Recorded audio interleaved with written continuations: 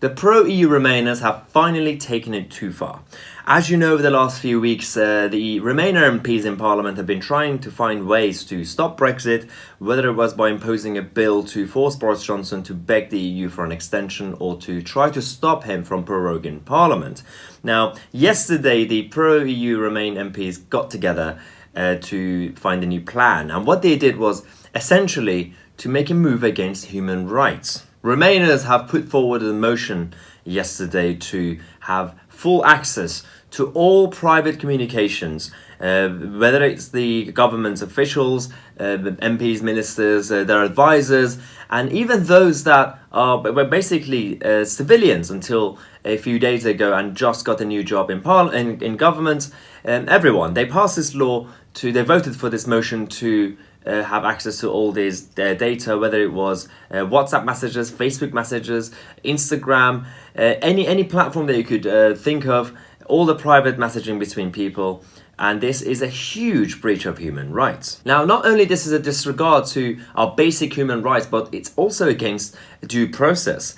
So from now on, MPs with a small majority of a vote, if you're a journalist, they can essentially hack into your system and they can find your sources. If you are a political opponent, they could access your data and they could find everything about your personal life and your strategy. Again, if you are a private citizen, they can invade your privacy. So their movement initially started to target democracy and stop Brexit. But now it's gone to a whole new level.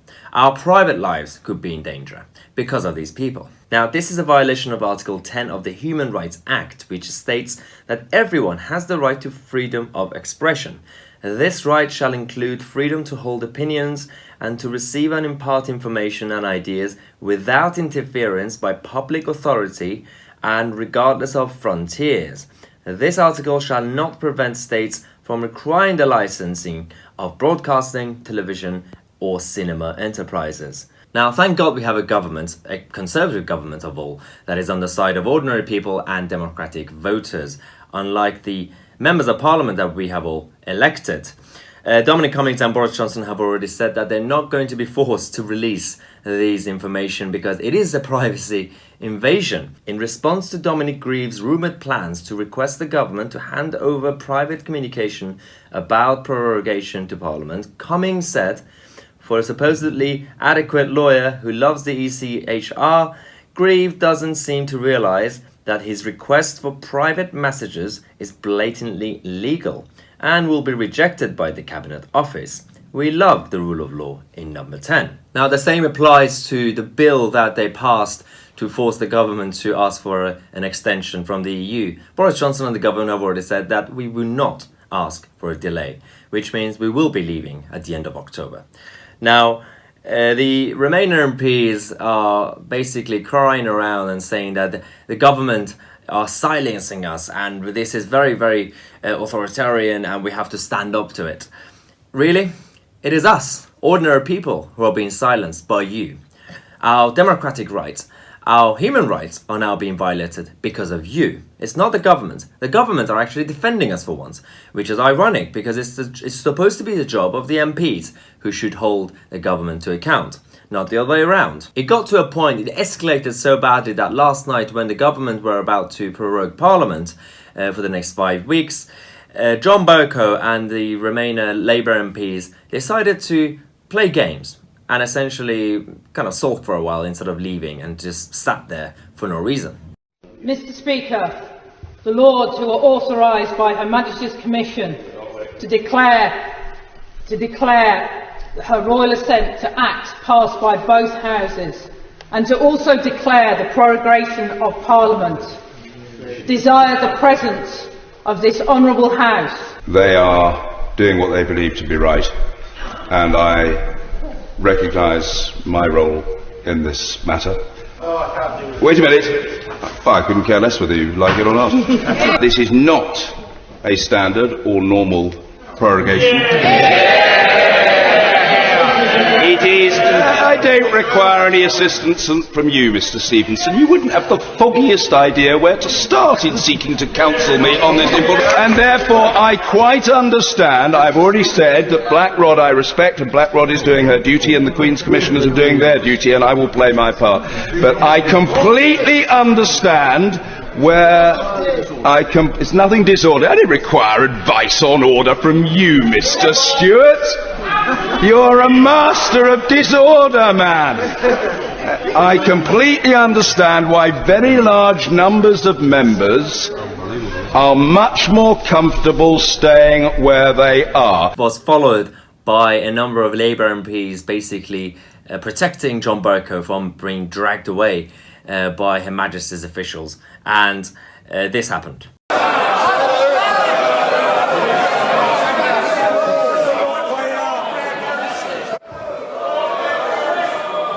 Oh. It looks like someone's fallen over. There's an incident near the Speaker's chair there. And at the end, when they were kicked out, they decided to resort to virtual signalling. It's embarrassing. It's absolutely embarrassing. The House of Commons, our UK Parliament, is supposed to be the mother of all parliaments. It was like watching scenes from the Ukrainian Parliament. I don't understand why these people are refusing to have an election. Well, we know why. Because every single one of those that have been targeting democracy will be kicked out by the voters. That's why they're scared. But the plans by Downing Street are now in place to make sure that we would not ask for a delay. And to clarify, because yesterday there was a lot of debate, because Boris Johnson obviously came to the dispatch box and said that obviously he's trying to get a good deal, but if a good deal doesn't come, then obviously he would leave without a deal. And a lot of Brexiteers were concerned, saying, does that mean he's going to basically make amendments to Theresa May's deal? No, it's not true. Boris Johnson have clarified many times that the Theresa May's deal is gone, is dead, and the issue is not just the backstop, it's everything from the payment and to being linked and connected to the ECJ, Customs Union and the single market. So if by a good deal, Boris Johnson's government mean essentially a very kind of flexible transition period, so that it could lead to a trade deal without us being tied to the European Union. Now, obviously, this is a good deal for us, which means the European Union would never say yes to it. So it's an aim that Boris has, which is good political tactic, because he is going to put it on the EU's hands, because the European Union can't blame Boris Johnson for playing hardball, because they see that Boris basically wants a good deal.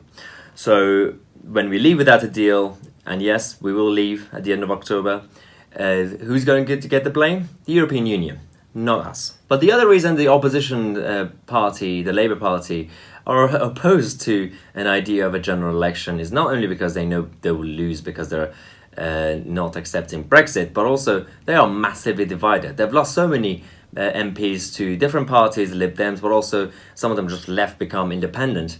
And the divide is absolutely chaotic. Watch this. I didn't leave the Labour Party to join another party. I left the Labour Party to shine a spotlight on the disgrace it's become under his leadership, and because I regard myself as proper, decent, traditional Labour, not like the extremists who've taken over this party and are dragging it into the mud.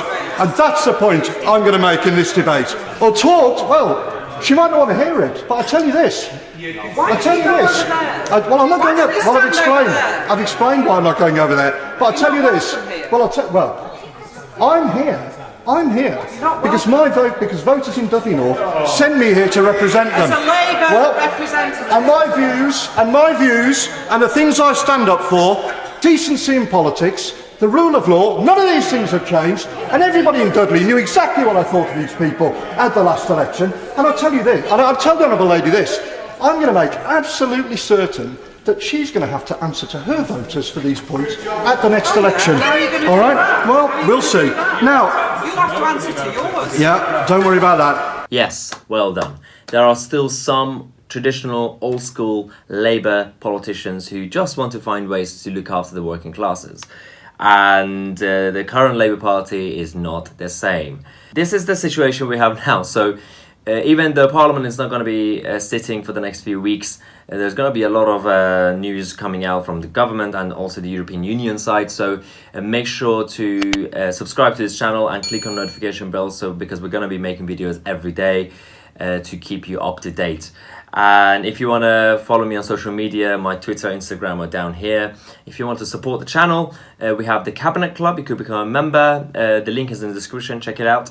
And as always, as I said, subscribe. And I will see you tomorrow, 6 p.m. with a new video.